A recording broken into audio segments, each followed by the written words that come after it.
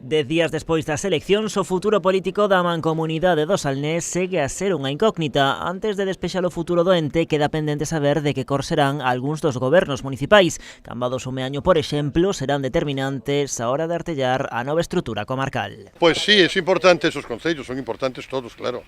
Claro, todos tienen el mismo número de votos. Entonces, de verdad que es muy difícil hacer ningún cálculo de mancomunidad. Pero de verdad, es que no creo que nadie lo pueda hacer. Además, hubo alguna noticia en prensa y yo cuando la leí me dio hasta un poquito de risa. No sabéis cómo funciona esto, no se puede calcular de momento.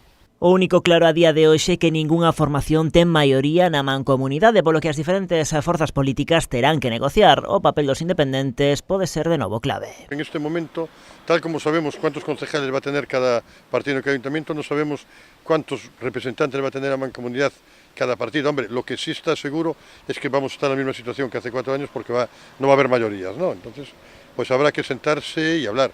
Y con eso no estoy diciendo que yo sea el candidato del PP a la mancomunidad, que es un tema que no se ha hablado. Así que a pregunta é obrigada. Postularase Gonzalo Durán para presidir a mancomunidade. A ver, me gusta lo que hicimos, pero bueno, es un trabajo importante, da mucho trabajo y bueno, a ver, antes de hablar con mis compañeros no voy a decir eso porque hay otras opciones.